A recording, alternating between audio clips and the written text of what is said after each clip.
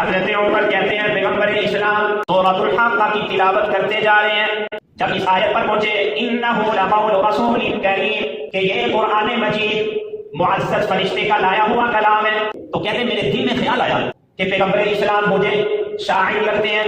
میرے دل میں خیال آنا تھا کہ نبی اکرم کی زبان پر یہ آیت جاری ہوئی وما ہوا بقول شاعر، کہ یہ کلام کسی شاعر کا بھی نہیں ہے۔ حضرت عمر کہتے ہیں پھر میرے دل میں خیال آیا کہ عرب کے لوگ صحیح کہتے ہیں کہ یہ کاہن بھی ہیں کہ پیغمبر اسلام کی زبان اقدس پر یہ قرآن مجید کی آیت جاری ہوئی ولا بقول کاہن، کہ یہ کلام کسی کاہن کا بھی نہیں ہے، یہ شاعر کا کلام بھی نہیں ہے،